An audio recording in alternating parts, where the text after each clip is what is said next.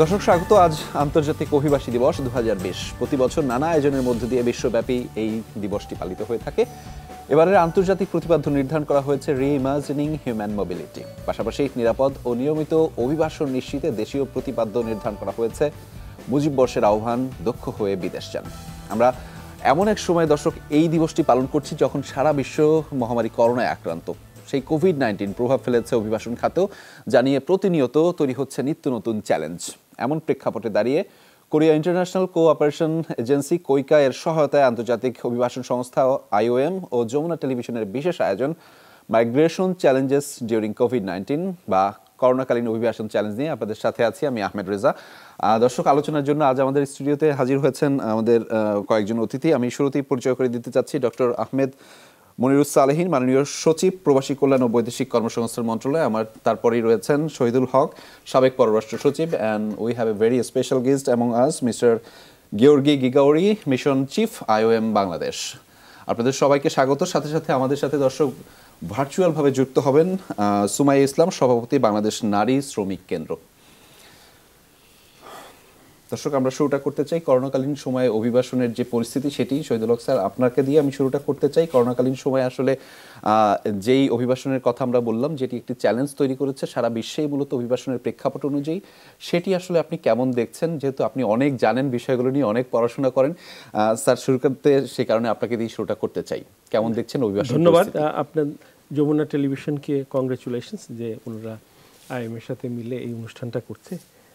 আজকে অত্যন্ত ইম্পর্টেন্ট দিন, বিশেষ করে যারা মাইগ্রেশন, এবং আপনি থিমটাও বলেছেন। আসলে কোভিড মাইগ্রেশনকে থামিয়ে দিয়েছে, ইন জেনারেল মোবিলিটিকেই থামিয়ে দিয়েছে, এবং হঠাৎ করে নতুন একটা আইডিয়া আসছে যে ফোর্সড ইমোবিলিটি। এইটাই আসলে বড় সমস্যা হচ্ছে কি, যখন কোভিড দেখা গেল তখন সব সরকারই যে ইনস্ট্রুমেন্টগুলো ব্যবহার করেছে সেটা আসলে মাইগ্রেশন ইনস্ট্রুমেন্ট। সুতরাং মাইগ্রেশন ইনস্ট্রুমেন্ট দিয়ে কোভিড বন্ধ করতে, যে কোভিড তো বন্ধ হয়ই নেই অ্যাক্রস দ্য বর্ডার, কিন্তু মাইগ্রেশনের একটা বড় ক্ষতি হয়ে গেছে। যেটা হয়েছে ডাইরেক্টলি চলাচল বন্ধ হয়ে গেছে, আয় বন্ধ হয়ে গেছে, স্টিগমা তৈরি হয়েছে যে মাইগ্রেন্টরাই আসলে এই অসুখটা নিয়ে এসছে, এরকম একটা প্রথম দিকে ধারণা করা হচ্ছিল। আর ইনডাইরেক্টলি যেটা হয়েছে যে ইনইকুয়ালিটিটা বেড়ে গেছে, এবং প্রচুরভাবে বেড়ে গেছে। এবং যারা এবং মাইগ্রেন্টদের কথায় আসি, দুইভাবে তারা ক্ষতিগ্রস্ত হয়েছে। এক, যারা বিদেশে আছে তারা কাজ নেই কিন্তু দেশে ফিরে আসতে পারছে, দেশে ফিরে আসছে। সুতরাং একদম আমরা বলি ট্র্যাপড মাইগ্রেশন। এক। দুই নম্বর, যারা দেশে ছিল, প্রস্তুত হয়েছে, যাবে কিন্তু যেতে পারেনি। এবং বাংলাদেশ কিন্তু কোনো পৃথক চিত্র নয়। সুতরাং নানাভাবেই কিন্তু মাইগ্রেন্টরা ক্ষতিগ্রস্ত হয়েছে। এবং এটা শুধু মাইগ্রেন্ট না, মাইগ্রেন্টদের যে পরিবার তারাও ক্ষতিগ্রস্ত হয়েছে। স্ট্যাটিস্টিক্স বলছে যে অ্যাবাউট 800 মিলিয়ন মানুষ রেমিটেন্স নির্ভর, ডাইরেক্টলি, ইনডাইরেক্টলি না। আমি ইকোনমির কথা বলছি না, ইন্ডিভিজুয়াল ফ্যামিলির কথা। 800 মিলিয়ন, এরা অল্প বেশি সবাই ক্ষতিগ্রস্ত হয়েছে। এবং বাংলাদেশ যেহেতু একটা মাইগ্রেন্ট অরিজিন, ট্রানজিট এবং ডেস্টিনেশন কান্ট্রি, বাংলাদেশও এইটার ইম্প্যাক্ট। আমরা বাংলাদেশের প্রেক্ষাপটটা একটু স্যার মনিরুস-সালেহীন আপনার কাছ থেকে শুনতে চাই। আপনি জানেন যে আমরা দেখেছি যে এই করোনাকালীন সময়ে যে রেমিটেন্স যোদ্ধারা তারা যে রেমিটেন্সটা পাঠিয়েছেন সেটিও আসলে মানে একদম দৃষ্টান্তমূলক। তেমন পরিস্থিতিতে দাঁড়িয়ে আসলে বাংলাদেশের অভিবাসন পরিস্থিতি আপনি কেমন দেখছেন? ধন্যবাদ।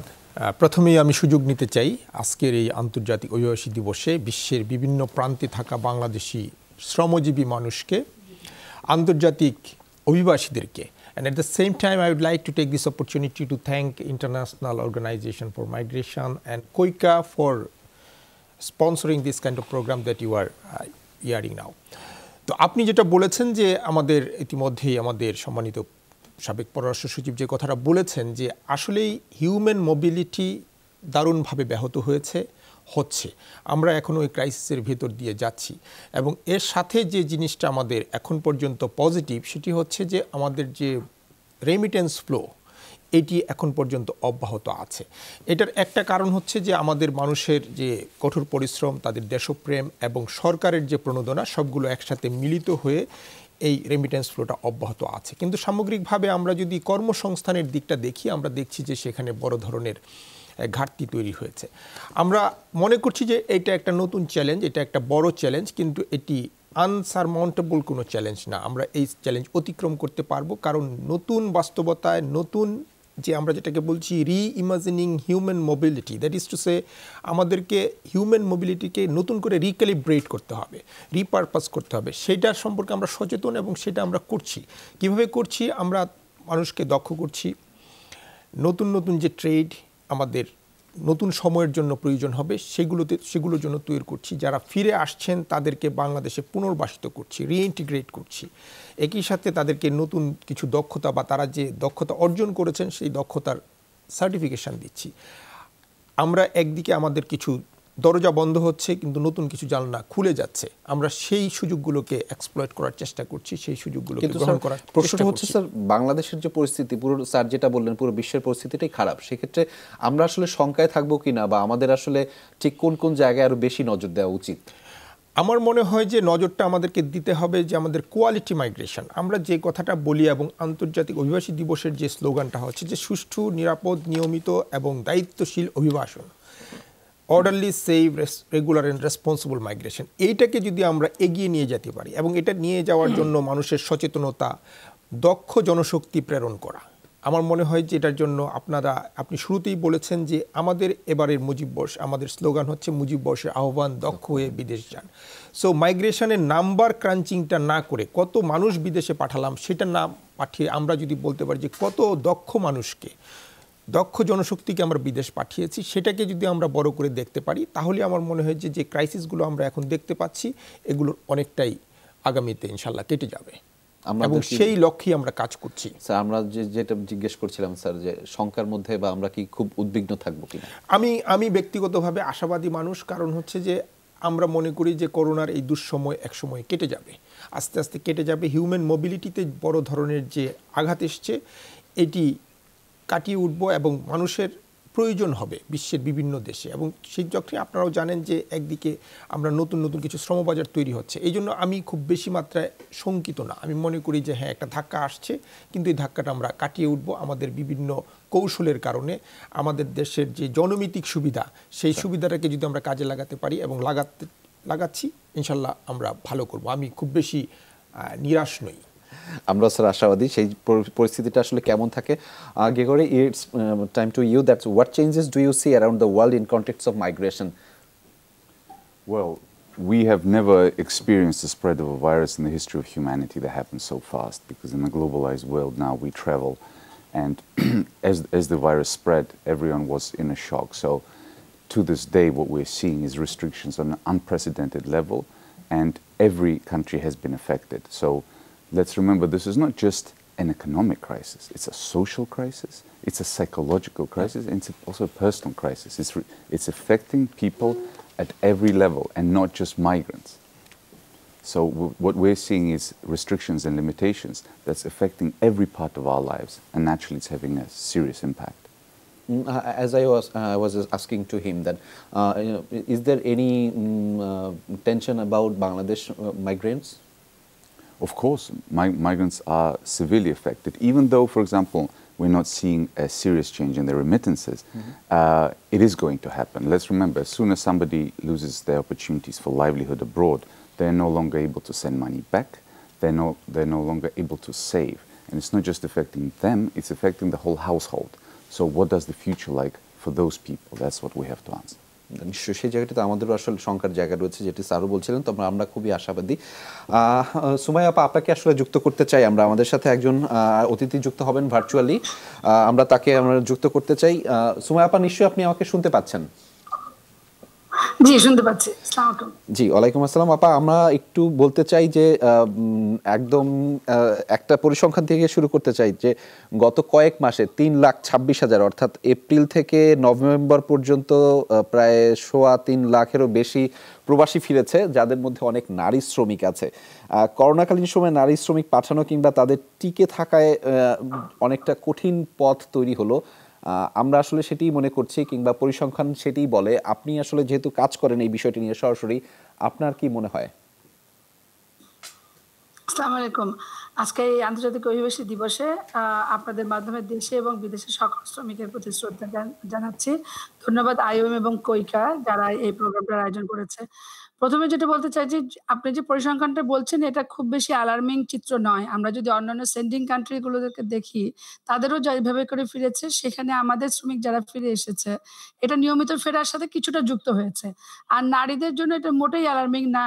এজন্যই কারণ নারীরা কোভিডের কারণে ইফেক্টেড হয়ে ফিরেছে এদের সংখ্যা খুবই কম। যারা ইরেগুলার মাইগ্রেন্ট ওয়ার্কার ছিলেন তাদেরকে ফিরতে হয়েছে। তারা আবার যে রিস্কেলিং হচ্ছে সেই রিস্কেলিং থেকে তারা আবার নতুন করে যাওয়া তৈরি হয়েছে, অলরেডি ওয়ার্কার যাচ্ছে। আর আমাদের মাননীয় সচিব মহোদয় শহীদুল হক স্যার এবং আমাদের মুরসালিন সারিন স্যার যে দুটো কথা বললেন যে যারা এই সময়ে তাদের জন্য আবার দক্ষতা বৃদ্ধি করে যাওয়া এবং সেই সঙ্গে তাদের যে এক্সপেরিয়েন্স নিয়ে এসেছে সেটাকে সার্টিফাইড করা, এর ফলে এটা একটা জায়গা তৈরি হবে। কিন্তু একটা শঙ্কার জায়গা আছে, যারা এই সময় ফিরে এসেছে তারা নতুন করে যাওয়াটা একটু দেরি হবে এবং দেরি হবে বিধায় তাদেরকে এই দেশে মানে বাংলাদেশে তাদের রিইন্টিগ্রেশনের যে জায়গাটাতে কাজ করার জন্য সরকার থেকে অলরেডি বিভিন্ন প্রণোদনা আছে, বিভিন্ন ফিনান্সিয়াল সাপোর্টের কথা বলা আছে, কিন্তু মাঠ পর্যায়ে সেটা কেমন করে পাবলিক প্রাইভেট পার্টনারশিপের সাথে কাজ করা যায় আমাদের সেই জায়গাটাতে ফোকাস থাকতে হবে। এবং আইওএমকেও বলবো যে ন্যাশনাল এবং ইন্টারন্যাশনাল কোঅপারেশনের মাধ্যমে মাইগ্রেন্ট ওয়ার্কারদের দেশে এবং বিদেশে তার অধিকারের প্রোটেকশনের জায়গাটা এনশিওর করতে হবে। কোভিড-19কে যদি আমরা খুব ভালোভাবে হ্যান্ডেল করতে না পারি, মানে আমি যেটা বলছি যে এর যে প্যান্ডামিকের যে ধরন, মানে এটা যদি আমাদের পজিটিভ হওয়ার সংখ্যা বেড়ে যায় তাহলে আমাদের কাছ থেকে শ্রমিক নেওয়ার সংখ্যা আরো কমে যাবে ধীরে ধীরে। তো সেই জায়গাটাতে আমার নারী শ্রমিক নিয়ে বা যারা ফিরেছে তাদের সাথে আমরা গবেষণা করেছি, কাজ করেছি। এটা আমাদের কাছে ভয়াবহ কিছু মনে হয়নি, বরঞ্চ আমরা কিভাবে করে হ্যান্ডেল করব, কেমন করে রিমাইগ্রেশনের জন্য চিন্তা করব, সেটা করতে পারলে এটা অনেক মানে আপনার ওয়ার্কার সবসময় দরকার হবে। আমরা যে সমস্ত আরও তথ্যপত্র দেখছি এই কোভিড-19 প্যান্ডামিকের অ্যাড্রেস করার জন্য, আপনারা জানি যে বয়স্কদের উপরে বেশি প্রভাব ফেলছে, সেখানে আমাদের ওয়ার্কাররা অনেক পরিশ্রমী, আমাদের নারীরা অনেক বেশি ডেডিকেটেড। তো তাদেরকে যদি আমরা ঠিকমতো স্কিল করে পাঠাতে পারি সেই জায়গাটাতে আমরা কাজ করতে পারবো। কিন্তু যেটা লাগবে আজকে আন্তর্জাতিক অভিবাসী দিবসের প্রথম কথাটা, সেটা তাদের নিরাপত্তা, সুরক্ষা এবং সাপোর্ট সার্ভিসটা এনশিওর করতে হবে। ধন্যবাদ। নিশ্চয়ই আপা, আমরা সেই সাপোর্ট সার্ভিসের কথা একটু জানতে চাইবো। আমাদের সরকারের একজন আছেন আমাদের সাথে, আমরা একটু যেটি আপা বলছিলেন যে সাপোর্ট সার্ভিসের কথা, সেই জায়গাটি। এবং আরেকটি বিষয় হচ্ছে যে যারা ফিরে এসেছেন অনেকটা সময় আমরা দেখেছি করোনাকালীন সময় তাদের ফিরতে আবার যেখানে কাজ করতেন তারা, বিশেষ করে মধ্যপ্রাচ্য থেকে যে সমস্ত শ্রমিকরা ফিরে এসেছিলেন তাদেরকে যেতে আবার অনেক বেগ পেতে হয়েছে। সেটি আসলে আমাদেরও কিছু করার নেই, আসলে যেখানে যাবেন তাদেরও কিছু করার নেই। করোনাকালীন সময় আসলে এই পরিস্থিতিটি তৈরি হয়েছে। সেই ক্ষেত্রে তাদেরকে পুনর্বাসনের ক্ষেত্রে কি কোনো ধরনের উদ্যোগ আপনাদের ইতিমধ্যে নেওয়া হয়েছে কিনা, সেটি নিয়ে আপনারা ভাবছেন কিনা, কি করা যাবে তাদেরকে নিয়ে? জি, আমার মনে হয় যে এটি আমরা এই প্রশ্নের মুখোমুখি আগেও হয়েছি এবং আপনারাও বিভিন্ন সময় শুনেছেন। যে প্রথম কথা হচ্ছে আমাদের সুমাইয়া যেটি বলেছে যে ইতিমধ্যেই প্রায় ৩.৫ লক্ষ মানুষ ফিরে এসেছেন এবং এই সংখ্যাটা অঙ্কে এটা অনেক বড় হলেও টোটাল আমরা যদি মাইগ্রেন্ট পপুলেশনের কথা চিন্তা করি, আমাদের যেখানে ১,২৫,০০,০০০ মানুষ বিদেশে আছে এবং নর্মালি যে পরিমাণ মানুষ বিভিন্ন কারণে ফিরে আসে সেই তুলনায় এটি এখন পর্যন্ত অ্যালার্মিং বা আশঙ্কাজনক না।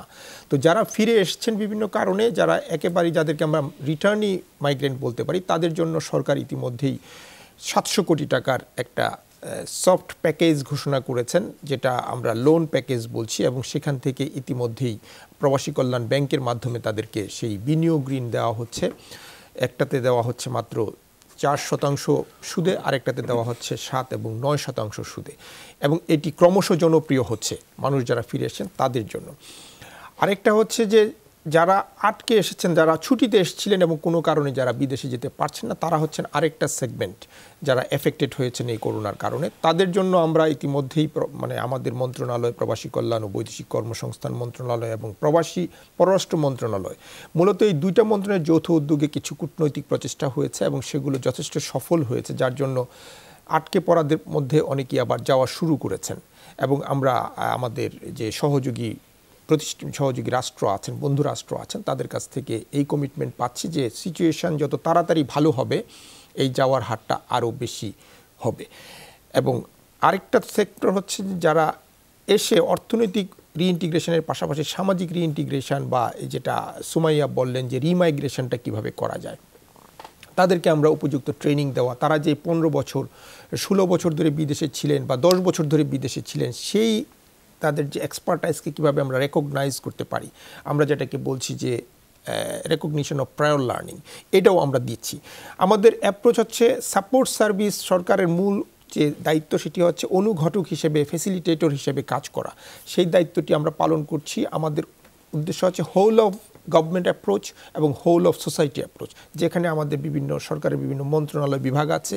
একই হিসাবে আমাদের বিভিন্ন সহযোগী সংগঠন IOM, ILO, world bank, ADB, পাশাপাশি বাংলাদেশের যে সিভিল সোসাইটি, তারা একসাথে কাজ করছে। আমরা মনে করছি যে আমরা এই সংকট, এই চ্যালেঞ্জ আস্তে আস্তে কাটিয়ে উঠব। নিশ্চয়ই আমরা সেই সংকট এবং চ্যালেঞ্জ উত্তরণে আমাদের সবার ঐক্যবদ্ধ প্রচেষ্টা থাকলে নিশ্চয়ই কাটিয়ে উঠবো। আমরা দর্শক একটা বিরতিতে যেতে চাই, ফিরছি একটু পরে, আমাদের সাথে থাকুন।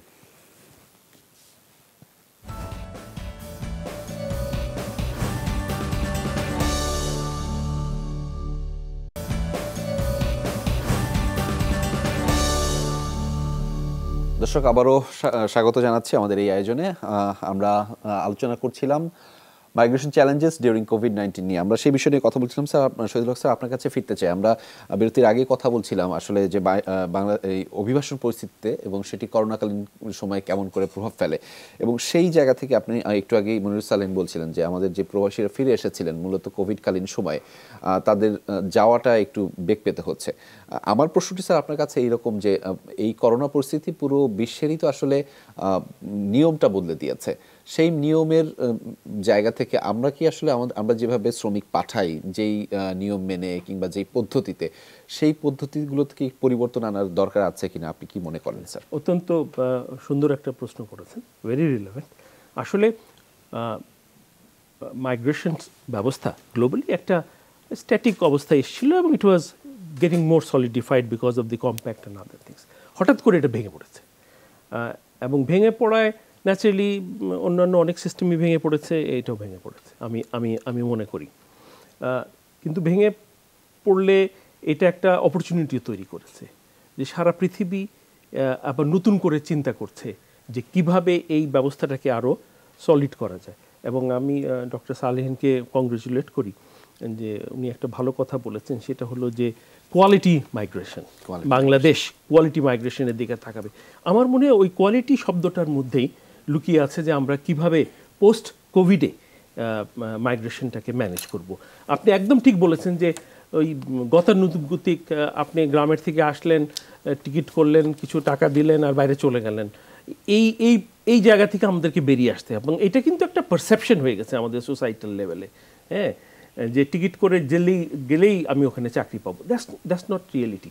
তো ওই জায়গায় একটা বড় ধরনের পরিবর্তন করতে হবে, এবং এই পরিবর্তনটা কিন্তু ডক্টর সালেহিন যেভাবে বলেছেন সবাই মিলে করতে হবে। এটা সরকারের একার পক্ষে সম্ভব না, এবং তা না হলে কিন্তু যে অভিবাসন যে অনিশ্চিত এবং ডেঞ্জারাস হয়ে যায়, ওই এক পারসেপশনের কারণে হয়। মানে আপনি যদি ডেসপারেট হয়ে যান তাহলে কিন্তু আপনি আপনার পুরো সম্ভাবনাটাকে আপনি নষ্ট করে দিচ্ছেন, এবং দেশের একটা ইমেজের প্রশ্ন আসছে। ওই জায়গাটা নতুন করে রিইমাজিন করা উচিত, এবং আমার মনে হয় central theme should be quality migration. Sir, যে প্রতিপাদ্যটা নির্ধারণ করা হলো দক্ষ হয়ে বিদেশে যান, মানে অনেকটা কি সেরকমই যে আমরা আসলে দক্ষতার কথা বলছি কিন্তু সেখান থেকে কি পিছিয়ে আছি কিনা মনে করেন? আপনার কি মনে হয়? দক্ষতার কথা কিন্তু আমি আজকে মাইগ্রেশন ওয়ার্ল্ডে আছি 30 বছর হয়ে গেল, এটা আমরা প্রথম থেকেই বলছি। আসলে কিন্তু এটা বাস্তবে রূপ নিচ্ছে না। কেন নিচ্ছে না? সরকার কিন্তু সবসময় চেষ্টা করে আসছে, কিন্তু ইন্ডিভিজুয়াল মাইগ্রেশনটা একটা ইন্ডিভিজুয়াল ভেঞ্চার, যদিও সবার একটা ভূমিকা থাকে ইন্ডিভিজুয়াল। এখন আমি যদি যেতেই চাই, আমি যদি সমুদ্রে ঝাঁপ দিয়ে পড়তেই চাই, তাহলে সরকারের পক্ষে কিন্তু এইটা রোধ করা অলমোস্ট ইম্পসিবল। তো ওই জায়গায় আমরা মনে করি যে এটা মাইগ্রেন্টদেরও একটা মানে নতুন করে চিন্তাভাবনা, সাধারণ মানুষের চিন্তাভাবনার একটা খরাপ করে দিয়েছে যে না, আমি টিকিট করে বাইরে গেলেই আমার জীবন সুখের হবে না। ওই জায়গা থেকে আমাদের সরে আসতে হবে আমি মনে করি। এবং গ্লোবালি যেটা দেখা যাচ্ছে যে মানে মাইগ্রেশন, যে এখন যে মাইগ্রেশন ব্যবস্থা, এটা তো একটা পার্ট অফ দি ইকোনমি। তো এটা part of the economy and part of the development. এইটা যেই হাইপোথিসিস বা অ্যাজাম্পশনসের উপরে দাঁড়িয়েছিল, গ্লোবালাইজেশন, নিউ লিবারাল মার্কেট, হ্যাঁ, বাইরের থেকে লেবার আনতে হবে, ওই সিস্টেমটাও তো কিন্তু ভেঙে পড়ছে। গ্লোবালাইজেশন ভেঙে পড়ছে, new classical model of economy ভেঙে পড়ছে। ফলে এর সাথে যে মাইগ্রেশন যে ক্ষতিগ্রস্ত হবে এটা সত্যি। এখন নতুন যে ইকোনমির কথা আমরা চিন্তাভাবনা করছি, সেই ইকোনমির কিন্তু এখনো শেপ নেয়নি, আলোচনাই হচ্ছে। আমরা জানি যে আমাদের যে ইকোনমিটা ছিল ওটা ভেঙে পড়েছে সব জায়গায়। আপনার সাপ্লাই চেন, ডিমান্ড চেন ভেঙে পড়েছে, আপনার কনজামশন অ্যান্ড প্রোডাকশন সিস্টেম ভেঙে পড়েছে, আপনার গার্মেন্টস নিচ্ছে না, আপনার রপ্তানি আমদানি দুটোই থেমে গেছে। ফলে নতুন যে একটা ইকোনমি, বিশ্ব ইকোনমি তৈরি হবে, সেটা তৈরি হয়নি। ফলে এই সময়টা যারা ভালনারেবল কমিউনিটি, যারা মার্জিনাল কমিউনিটি লাইক মাইগ্রেন্টস, তাদের জন্য অত্যন্ত কষ্টের সময়। এবং ওই জায়গায় আমি বলবো আমরা অ্যালার্ম না, কিন্তু আমাদেরকে হাইলি কনসার্ন থাকতে হবে, চোখ কান খুলে রাখতে হবে। কারণ এই একটা ব্যবসা যেটা এর 80% ডিপেন্ড করে বাইরের ইকোনমির উপরে। ওকে, স্যার আমি একটু মাইগ্রেন্টসদের, অভিবাসী যারা আছেন তাদের পরিস্থিতি সম্পর্কে জানতে চাই। আমি এগাট to know about you from about the migrants in all over the world. Basically, you know, we are having a very crucial and critical time like pandemic. So regarding this issue, regarding this pandemic situation, people are losing their job, and we are concerned, especially we are concerned about Bangladeshi people. But what exactly your organization doing, like UN? Well, we have now the United Nations Migration Network, where all the key UN partners have come together to speak with one voice and to work together. So that is certainly amplifying our efforts, but we know what needs to be done. There's a new term that has come in now during the pandemic, and it's a development emergency, which means that we have to accelerate our development efforts to assist those that have been affected. So in many ways, many of us have already been doing that, whether we're talking about reintegration, where we're talking about upskilling, skills being the national theme, which is very relevant and part of the solution, and part of reimagining human mobility, which is the global theme. So we know what we need to do, we just need to do it faster, and we need more resources. And it's very difficult when all our traditional development partners are struggling to keep their economies running. So we're kind of between a rock and a hard place, but the solutions are there. And many of the solutions are offered through the tools that have also been recently adopted, like the Global Compact for Migration, Bangladesh being a champion country, and one of the intellectual fathers of that global instrument is to my left. And we've been working very closely with the ministry to try to nationalize it and make it relevant for Bangladesh. So it actually is coming at a good time, and I hope we'll be able to deliver, but we need resources. So I need to know one more thing about from you. Shahidul Haq sir was talking about quality migration. He was also. So do you think Bangladesh need to focus about this issue? Absolutely. And I go back to qualifications and skills. All the research we've done shows very clearly that the higher the skills of the migrants, the more they earn, the more they save, and the more money they send back. Which means that if we focus on skills, we improve the expertise, we improve the quality, and we also improve the whole household. Because when people become more qualified, they become more educated, and it actually has multiplier effects in other areas as well. ওকে, আমরা একটু virtually connect হতে চাই সুমাইয়া ইসলাম আপনার সাথে। আপনি নিশ্চয়ই শুনছিলেন যে আমরা আসলে যে দক্ষ জনশক্তি সেটি নিয়ে কথা বলছিলাম। আপনি যেহেতু এই শ্রমিকদেরকে নিয়ে কাজ করেন, আপনার কি মনে হয় যে আমাদের বিদেশে যে শ্রমিকরা পাঠাই তারা আসলে কতটুকু দক্ষতা নিয়ে আসলে বিদেশে যাচ্ছেন? আমাদের নারী শ্রমিকের কথা যদি বলি, তারা অনেক বেশি দক্ষ। এবং আপনি জানেন যে বিএনএসকে বাংলাদেশ সরকার প্রবাসী কল্যাণ মন্ত্রণালয়ের সহযোগিতায় আমাদের যে কোরিয়ান টেকনিক্যাল ট্রেনিং সেন্টার আছে, সেখানে কোভিডকালীন রিটার্নি মাইগ্রেন্ট ওয়ার্কারদের নিয়ে আমরা একটা ওমেন ক্যাফে চালাচ্ছি। এবং সেখানে আপনারা জানেন যে রিটার্নি মাইগ্রেন্ট ওয়ার্কাররা মাস্ক তৈরি করছে, এবং তারা অনেক স্কিলড, জর্ডান থেকে যারা ফিরে এসেছে গার্মেন্টসের।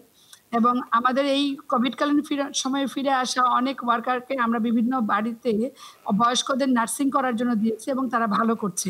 বিএনএসকে অলরেডি 3টা সেক্টরে কাজ করছে। একটা হচ্ছে তাদের যে রেস্টুরেন্ট, নিজেরা তাদের গ্রাম এলাকায় যেন ছোট ছোট খাবারের দোকান করতে পারে, কেক তৈরি করতে পারে। শহীদুল হক স্যার যখন আইএমএ ছিলেন তখন আমাদেরকে এই ট্রেনিংটা করিয়েছিলেন, মানে ওদেরকে দিয়ে রিস্কেলিং এর কাজটা কেমন করে করা যায়, রিইন্টিগ্রেশনের কাজটা। তো সেটা আমরা এখন অলরেডি করছি। ওমেন ক্যাফেটা আমাদের সরকারের সহযোগিতায় চলছে।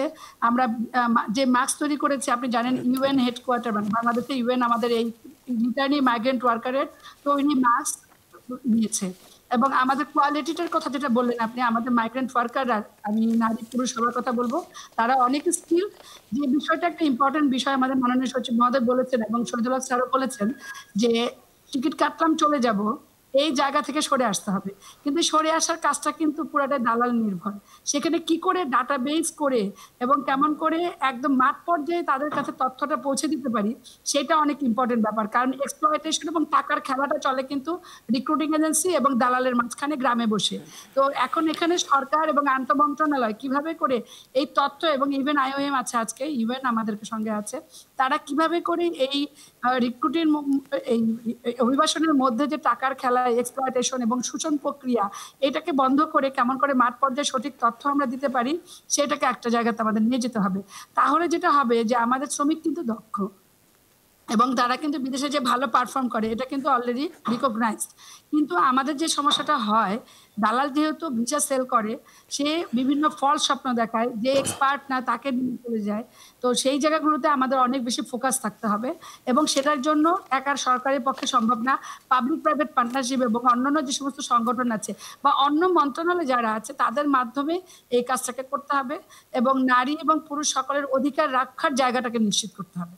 নিশ্চয়ই আমরা একটু এই বিষয়টি নিয়ে সালিন স্যার আপনার কাছে যেতে চাই যে একদম প্রান্তিক পর্যায়ে যে কথাগুলো বলছিলেন, যে গ্রাম থেকে যেই মানুষটি আসলে বিদেশে যেতে চান, তার আসলে একদম তার নিজস্ব যে চিন্তা ভাবনা থাকে যে আমি বিদেশে গিয়ে টাকা ইনকাম করব, কিন্তু বাংলাদেশের প্রেক্ষাপটে দেখা যাচ্ছে যে মানে সে যে যত টাকা দিয়ে যায়, যত টাকা খরচ করে যায়, সেটি মনে হয় বিশ্বের আর কোথাও এত টাকা খরচ করে কোনো অভিবাসী বিদেশে যায় বা কাজের জন্য যায় সেটি নয়। সেটি নিরসনের জন্য আসলে আপনারা কি করছেন এবং বিশেষ করে একদম প্রান্তিক পর্যায়ে জনসচেতনতা তৈরির জন্য আপনাদের কি কি উদ্যোগ আছে?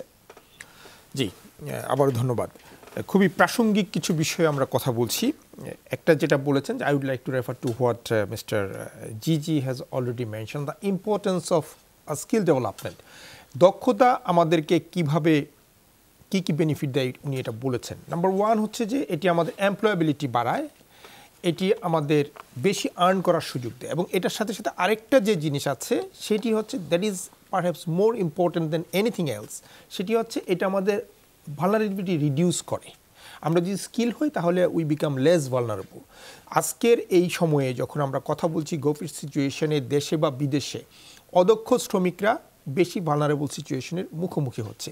ঠিক একই কথা বাংলাদেশে যিনি অদক্ষ তিনি বেশি এক্সপ্লয়টেশনের মুখোমুখি হচ্ছেন দালালের হাতে। আমরা চেষ্টা করছি যে আমাদের এই যে সারা দেশব্যাপী যে ইনভিজিবল দালাল আছে, যাদেরকে আইনের আওতায় বা জবাবদিহিতার আওতায় এখনও আমরা আনতে পারিনি, তাদেরকে আমরা কিভাবে জবাবদিহিতার আওতায় আনব। কিন্তু সবার আগে যে জিনিসটা আমাদের দরকার এবং যে জিনিসটার জন্য আমরা কাজ করছি, আপনি উল্লেখ করেছেন যে মানুষকে সচেতন করা। আমরা আমাদের যে 4টা মন্ত্র আছে, আমরা বলি যে সেফ, অর্ডারলি, রেগুলার এবং রেসপন্সিবল। এই রেসপন্সিবিলিটির জায়গাটাকে আমরা বিশেষভাবে ফোকাস করতে চাই। এই responsibility it's a shared responsibility, no doubt about it. কিন্তু একই সাথে ইন্ডিভিজুয়াল রেসপন্সিবিলিটি, যিনি যাচ্ছেন তিনি জেনে বুঝে বিদেশ যাবেন। আমরা স্লোগান দিচ্ছি যে জেনে বুঝে বিদেশ যাই, অর্থ সম্মান দুটোই পাই। আমরা আমাদের গ্রামান্তরে, জেলা থেকে জেলায়, উপজেলায় আমরা বিভিন্ন ধরনের প্রচারণা চালাচ্ছি। আমরা চাই আপনাদের মতো যারা জনপ্রিয় গণমাধ্যম আছেন তারাও এই জিনিসটা মানুষকে সচেতন করেন, আমাদের উন্নয়ন সহযোগী যারা আছে, সিভিল সোসাইটি আছে, তারাও মানুষকে জানান। আমরা এখন প্রি ডিপার্চার ওরিয়েন্টেশন দিই। আমি মনে করি ওরিয়েন্টেশনটা হওয়া উচিত প্রি ডিসিশন ওরিয়েন্টেশন, যে ডিসিশনটা নিতে হবে এবং এই decision has to be made on some proper, correct, accurate information.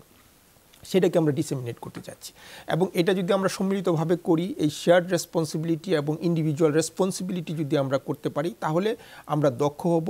এবং দক্ষতার জন্য আমি একটা জিনিস একটু যোগ করতে চাই, যে আমাদের সুমাইয়া যেভাবে বললেন যে আমাদের সব মানুষ দক্ষ হয়ে যাচ্ছেন, আমি তার সাথে একমত হতে পারলে আমার চেয়ে বেশি খুশি কেউ হতো না। স্যার, কিন্তু আমার একটা জায়গা একটু বিশেষ করে জানার জায়গা, যে আপনারা যে উদ্যোগগুলো নিচ্ছেন, সেই উদ্যোগগুলো কি আসলে দালাল যারা রয়েছেন তাদের দৌরত্ব কি এত বেশি যে সেই উদ্যোগগুলোকে ছাড়িয়ে যায়? একদম প্রান্তিক পর্যায়ের মানুষটার কাছে আমাদের সরকারের বার্তাটা পৌঁছায় না, কিন্তু সেখানে দালালের যে কুমন্ত্র সেটি কিন্তু ঠিকই পৌঁছায় এবং তার মাধ্যমে সে আসলে ভুল পথে পরিচালিত হয়। আমরা ইতিমধ্যে আলোচনায় যেটা এসছে যে আমরা যেন তেন প্রকারে বিদেশ যেতে চাই। আমাদের মাননীয় প্রধানমন্ত্রী একাধিকবার এই কথাটা বলেছেন যে সোনার হরিণের পিছনে ছোটা। আমরা without looking before and after হঠাৎ করে কেউ সিদ্ধান্ত নিল যে আমি বিদেশে যাব, তার না আছে দক্ষতা, না আছে যাওয়ার জন্য শারীরিক সক্ষমতা বা অন্য কিছু, তিনি চলে যাবেন। কারণ তার কাছে কিছু ভুল স্বপ্ন, ভুল তথ্য থাকি। এবং এই কাজটি করে হচ্ছে এই যে যারা সবচেয়ে মানুষের কাছে গ্রাসরুট লেভেলের দালালরা, তারা সরকার বা অন্য কোনো মেকানিজমের চেয়ে শক্তিশালী বেশি না, কিন্তু তাদের কাছে অ্যাক্সেসিবিলিটি বেশি, তারা অনেক বেশি যায়। তো এই বৃত্তটা যদি আমরা একটা সিস্টেমেটিক ওয়েতে ভাঙতে পারি, যেটি কিছুটা উল্লেখ করেছেন আমাদের সুমাইয়া, যে আমরা যদি একটা ডেটাবেস করতে পারি, ডেটাবেস অফ অ্যাসপায়ারিং মাইগ্রেন্টস, এবং সেখান থেকেই এবং শুধু সেখান থেকেই আমরা বিদেশে কর্মীদের পাঠাবো। আমরা সেই কাজটি করছি, বুয়েটের সহযোগিতায় আমাদের বিএমইটি সেই কাজটি করছে। আমরা মনে করছি অদূর ভবিষ্যতে সেটি কমে আসবে, এবং যতক্ষণ পর্যন্ত সেটা না হচ্ছে ততক্ষণ পর্যন্ত দালালদেরকে কিভাবে একটা জবাবদিহি তার আওতায় আনা যায় সেই ব্যবস্থাও আমরা করছি।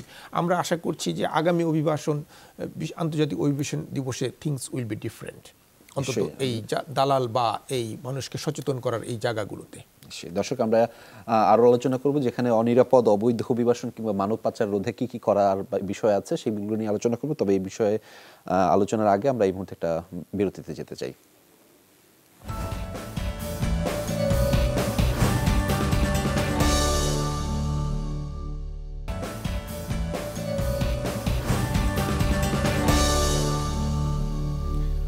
দর্শক, আবার আমন্ত্রণ। আমরা আলোচনা করছিলাম অভিবাসন চ্যালেঞ্জ নিয়ে। করোনাকালীন সময়ে অভিবাসনের যে চ্যালেঞ্জটি ছিল সেটি নিয়ে আসলে আলোচনা করছিলাম। আমরা বিভিন্ন বিষয় নিয়ে আলোচনা করেছি। এই পর্যায়ে আমরা আলোচনা করতে চাই মূলত অনিরাপদ অভিবাসন কিংবা অবৈধ অভিবাসন কিংবা মানব পাচারের যে জায়গাটি রয়েছে সেটি নিয়ে আলোচনা করতে চাই। সুরতি স্যার, আপনার কাছ থেকে শুরুটা করতে চাই এই কারণে যে আপনি যেহেতু সরকারের প্রতিনিধিত্ব করছেন, এখন বিষয়গুলো আপনার গোচরীভুক্ত হচ্ছে সবচেয়ে বেশি, এবং সেই জায়গা থেকে কেমন দেখছেন? এবং বিশেষ করে আমি একটা উদাহরণ টানতেই চাই এই কারণে, গতকালকে আমি একজন নারীর সাথে কথা বলছিলাম। সেই নারী যেভাবে তার কষ্টের কথা বলেছিলেন, যে 9 থেকে 11 বছর বা 12 বছরের সময় তিনি আসলে ট্রাফিকিং এর শিকার হয়েছেন, পাচারের শিকার হয়েছেন, এবং তার পরবর্তীতে তিনি যে ভয়াবহ জীবন দেখেছেন এবং জীবন সম্পর্কে তার যে অভিজ্ঞতা, কালকে আমি যখন শুনছিলাম, আজকে আমাদের এটা নিয়ে একটা স্টোরি যাচ্ছে, সেটি নিয়ে আসলে যখন শুনছিলাম আমি নিজেকে আসলে মানুষ তো আসলে অন্যভাবে ভাবছিলাম, বা আসলে আমাদের জায়গাটি সেটি যেটি হোক, এবং আমার যে জায়গাটি, আমরা একটু আগে দালালদের কথা বলছিলাম, সেই দালালদের দৌরাত্বের কারণেই মূলত যে এই পাচারটি বাড়ে, এবং সেই দালালদের দৌরাত্বকে নিরসন করবার জন্য, তাদের দৌরাত্ব কমানোর জন্য আপনাদের যে সমস্ত উদ্যোগগুলো রয়েছে সেটি যদি একটু বলতেন, এবং সেটা আইনগত জায়গা থেকে। জি, আমার মনে হয় যে আমরা যখনই অভিবাসনের কথা বলি তখন আমরা মিন করি শ্রম অভিবাসন বা লেবার মাইগ্রেশন। এটার সাথে সাথে যেন কান টানলে যেরকম মাথা আসে, ঠিক একইভাবে হিউম্যান ট্রাফিকিং বিষয়টাও চলে আসে। এটি মোটামুটি একই সূত্রে গাঁথা। কিন্তু আমরা যেটা চাই যে কোনোভাবেই যেন অভিবাসন বা শ্রম অভিবাসনের নামে হিউম্যান ট্রাফিকিং না হয়। এবং এই জন্য আমরা প্রথমত আমাদের একটা আইনি কাঠামো আছে। আপনি জানেন যে আমাদের শ্রম অভিবাসনটা চলে হচ্ছে 2013 বৈদেশিক কর্মসংস্থান এবং অভিবাসী আইন দিয়ে, এবং হিউম্যান ট্রাফিকিংয়ের জন্য 2012 একটি সুস্পষ্ট আইন আমাদের আছে, এবং সেই আইনের মূল প্রয়োগ করেন আমাদের আইন প্রয়োগকারী সংস্থা। আমরা যেটা সবসময় বলে আসছি যে আমাদের মানুষকে যদি আমরা সচেতন করি, আমরা অভিবাসন বা বিদেশে যাওয়ার ভালো এবং মন্দ এই দুইটা দিক তুলে ধরতে পারি, তাহলেই মানুষের যে কোনো প্রকারে অভিবাসনে যাওয়া বা বিদেশে যাওয়ার এই প্রবণতাটা কমে আসবে। আমরা সবসময় বিশ্বাস করি, এবং বিশেষ করে আন্তর্জাতিক দিবসে, এই অভিবাসী দিবসে আমরা বলতে চাই যে অভিবাসন or migration has to be a choice. এটি ফোর্সড হবে না, কাউকে মিথ্যা প্ররোচনা দিয়ে কোনোভাবে জোর করে বিদেশ নেওয়া যাবে না, তাকে তার ইচ্ছার বিরুদ্ধে কোনো কাজে লাগানো যাবে না। এবং আমাদের এই সম্মিলিত প্রয়াসের কারণে আপনি জানেন যে আমরা যে ট্রাফিকিং ইন পার্সন, যেটি টিআইপির ইন্ডেক্সে গত বছর আমাদের অবস্থান আগের চেয়ে বেটার হয়েছে। তার মানে হচ্ছে যে আমরা ক্রমশ এখানে ভালো করছি, এবং এই ক্ষেত্রে এই IOM, ILO এবং অন্যান্য আন্তর্জাতিক সহযোগী আমাদেরকে সহযোগিতা করছেন। আমরা আমাদের মনিটরিং আগের চেয়ে অনেক বেশি জোরদার করছি। কোনো এজেন্টের বিরুদ্ধে যদি কখনো হিউম্যান ট্রাফিকিং বা অবৈধভাবে লোক প্রেরণের অভিযোগ আসছে, সেক্ষেত্রে আমাদের অবস্থান আমরা বলছি জিরো টলারেন্স। এবং আপনাকে আমরা বলতে পারি যে ইতিমধ্যেই আমরা শুধুমাত্র অবৈধ অভিবাসন বা লোকজনকে প্রতারণা করে বিদেশ পাঠানোর কারণে আমরা 163 জন রিক্রুটিং এজেন্সির লাইসেন্স সাসপেন্ড বা বাতিল করেছি। সো আমাদের এই কাজগুলো অব্যাহত থাকবে, আমরা সবাইকে সচেতন করব এবং এইভাবেই চলবে, এবং আমার মনে হয় যে আস্তে আস্তে এটি কমে আসবে, এবং সেই প্রবণতাই আমরা লক্ষ্য করছি গত কয়েক বছরে। কিন্তু স্যার শহীদুল হক স্যার আপনার কাছে জানতে চাওয়া যেই সমাধানগুলো বলছেন সেগুলো আসলে আমরা দেখি যে মাঠ পর্যায়ে কি কার্যকরভাবে সেটি প্রতিফলিত হয় কিনা? Thank you very much. একটা বিষয় হলো যে আমরা যখন বাংলাদেশে মাইগ্রেশনের কথা বলি তাহলে আমরা শুধু লেবার মাইগ্রেশনের কথা চিন্তা করি, কিন্তু মাইগ্রেশনকে হিউম্যান ট্রাফিকিং বা স্মাগলিং থেকে আলাদা করে দেখার কোনো স্কোপ নাই। এইটা অনেক আগেই সেটেলড হয়ে গেছে যে আপনি যখন মাইগ্রেশনের কথা বলবেন তখন আপনাকে হিউম্যান ট্রাফিকিংয়ের কথা মনে রাখতে হবে যে এই মাইগ্রেশনটা যেন হিউম্যান ট্রাফিকিংয়ে না রূপ নেয়, বিশেষ করে উইমেন অ্যান্ড চিলড্রেনদের ক্ষেত্রে। 2 নম্বর রাইটস পার্সপেক্টিভে ওই জায়গায় এখনও আমি মনে করি যেহেতু দুটো বিষয় দুটো মন্ত্রণালয়ের কর্তৃত্বে আছে, একটা হলো মিনিস্ট্রি অফ হোম এবং এক্সপ্যাট ওয়েলফেয়ার, সেই জায়গায় একটা অসম প্রকারের সমন্বয়তা দরকার। ওই মানে হয় কি যে আপনি যদি ফিল্ড লেভেলে যান, আমি ফিল্ড লেভেলের কথা বলি, সুমাইয়া আছে সেখানে, মানে মানুষ কিন্তু যখন লেবার মাইগ্রেশন বাইরে যাওয়ার কথা চিন্তা করছে, ঠিক সে চিন্তা করছে না যে এইটা কিন্তু কি ট্রাফিকিং পাথ কিনা, আমাকে কি ওরা এক্সপ্লয়েট করার জন্য নিচ্ছে, এই কথাটাই আসছে না। ওই জায়গাটায় কাজ করতে হবে, সরকারেরও কাজ করতে হবে, আমাদের সাধারণ জনগণকেও কাজ করতে হবে।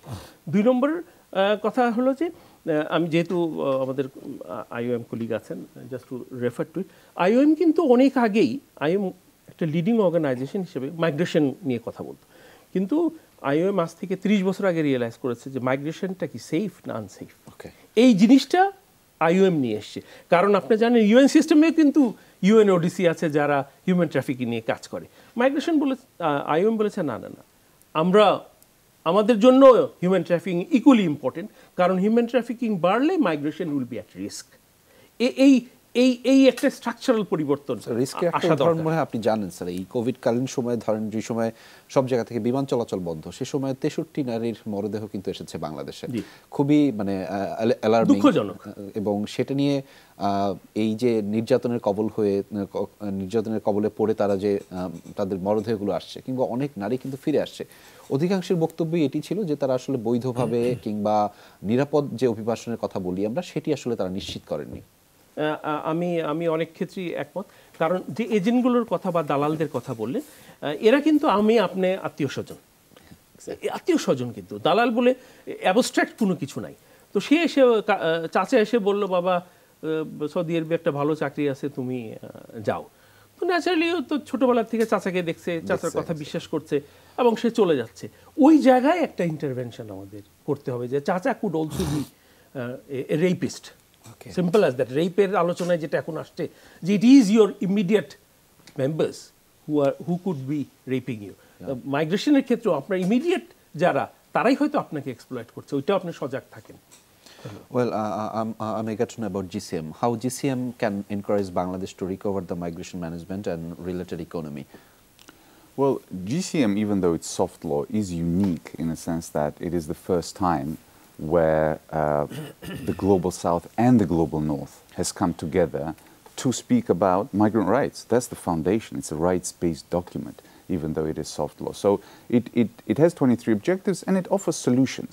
And it offers solutions through partnerships. And that's what we need right now. It cannot be a one-sided discussion. You need the country of destination, you need the country of origin, and all the other, you mentioned whole government approach, whole society approach, whether it's trade unions, the private sectors, or the people who hire the migrants, all coming together to find the solution. And that's where GCM comes in. It's a very applicable document, and it's very flexible.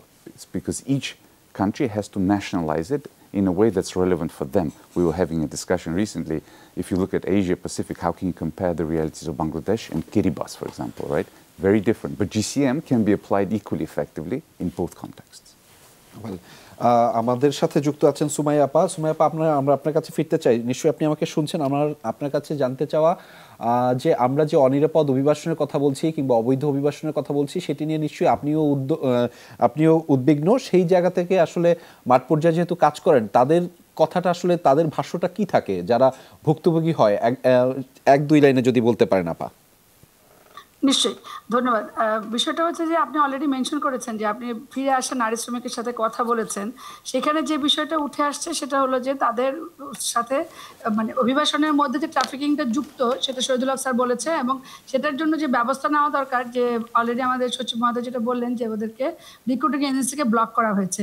এখন যেহেতু আমরা GCM বাস্তবায়নের কথা বলছি, সেখানে যদি বলি তাহলে whole of society and whole of government, তাহলে কিন্তু অটোমেটিক্যালি চলে আসে country of destination recruiting agency যারা আছে এবং এমপ্লয়ার যারা আছে তাকে দায়িত্ব নেওয়ার ব্যাপার। কারণ আমার নারী শ্রমিক দক্ষ হয়ে যাওয়ার পরও তাকে বেতন দেওয়া হয় না, তাকে অত্যাচার করা হয়, মারধর করা হয়। এই বিষয়টা কিন্তু যদি আমি রিক্রুটিং এজেন্সিকে ডেস্টিনেশন কান্ট্রিতে ধরতে পারি, এবং আমি যখন চুক্তি করি এমওইউ না করে আমি যদি বায়োলেটারাল এগ্রিমেন্টে যাই, এবং আমার যখন ট্রাফিকিং এর ইস্যুটা আসে মাঠ পর্যায়ে, এই যে কথাটা আরেকবার বলেছিলেন যে প্রি ডিসিশন ওরিয়েন্টেশনটা অনেক বাড়ানো এবং মাস অ্যাওয়ারনেস ক্যাম্পেইনটা একদম মানে স্যালাইনের মতো করে, আপনি যেমন কেউ সমস্যা হলে পরে ডায়রিয়া হলে পরে সে স্যালাইনটা গুলায় রিক্সাওয়ালাও খেতে পারে, ঠিক তেমনি ভাবে মাঠ পর্যায়ে প্রত্যেকটা উঠানে বসে বসে নারী এবং পুরুষ শ্রমিকের জন্য সঠিক তথ্য দিতে পারে, যাতে করে এই অভিবাসী শ্রমিক দরিদ্র মানুষ নিয়ে টাকার খেলা, যেটা ট্রাফিকিং করে তাকে এক্সপ্লয়টেশনের মধ্যে ফেলে দেয়, জীবনকে, পরিবারকে, সমাজকে ধ্বংস করার ব্যবস্থা করা হয়। সেই জায়গার জন্য বিএনএসকে অলরেডি প্রি ডিসিশন, আমরা কিন্তু এই যে নারী, এই যে আন্তর্জাতিক অভিবাসী দিবস কিন্তু মানিকগঞ্জে করছি, আমরা কিন্তু ঢাকায় করছি না, এবং আমরা প্রি ডিসিশন ওরিয়েন্টেশন থেকে শুরু করে মাঠ পর্যায়ে প্রত্যেকটা তথ্য প্রচারটা আমরা যেন কিভাবে করে আরো বেশি করতে পারি। এখানে আমি আইওএম কে বলবো যে আইওএম যেন তার সকল পার্টনারদের সঙ্গে, সরকারের সঙ্গে মাঠ পর্যায়ে সঠিক তথ্য দিতে পারে, কারণ এই কোভিডকালীন সময়ে যে নারীরা ফিরে এসেছে তাদের কিন্তু ট্রাফিক হওয়ার সম্ভাবনা অনেক হাই হয়ে যাবে। আমরা শেষ করতে হবে একদম, আমাদের হাতে মোটেই সময় নেই। আমি যেটা শুধুমাত্র আন্তর্জাতিক অভিবাসী দিবসে একটা বলবো, মাঠ পর্যায়ে অভিবাসী শ্রমিকের কাছে, নারী পুরুষ সকলের কাছে সঠিক তথ্য সঠিক সময়ের জন্য আমরা প্রচার করতে পারি পাবলিক প্রাইভেট পার্টনারশিপে, ইউএন এবং আইএনজিওকে সকলকে একসাথে। নিশ্চয়ই। আমার একদম শেষ প্রশ্ন আপনার কাছে, যেটি হচ্ছে যে দালালদেরকেও কি এই অভিবাসন প্রক্রিয়ার মধ্যে বৈধভাবে আনা যায় কিনা, একদম হ্যাঁ অথবা না? হ্যাঁ, আনা যায়, একটা জবাবদিহিতার কাঠামোয় আনা যায়, এবং সেই আইনি কাঠামোয় আনার সুযোগ আমাদের আইনি আছে, এবং সেটাই আমরা চেষ্টা করছি। জি, ধন্যবাদ আমাদের সাথে যুক্ত হওয়ার জন্য। Thank you for joining us. এবং সুমাইয়া আপা, আপনাকেও ধন্যবাদ। স্যার, আপনাকেও ধন্যবাদ আমাদের সাথে যুক্ত হওয়ার জন্য। দর্শক, আমরা এতক্ষণ কথা বলছিলাম অভিবাসন নিয়ে, এবং করোনাকালীন সময় অভিবাসনের যে চ্যালেঞ্জগুলো সেগুলো নিয়ে কথা বলছিলাম। নিশ্চয়ই আমাদের এই আলোচনা থেকে যদি একটুও ফলপ্রসূ কোনো বিষয় আপনার সাথে জড়িত থাকে, আপনি সেটা মানবেন। এবং মুজিব বর্ষে যে আহ্বান সেটি আরেকবার বলছি যে মুজিব বর্ষের আহ্বান, দক্ষ হয়ে বিদেশ যান। ভালো থাকবেন সবাই।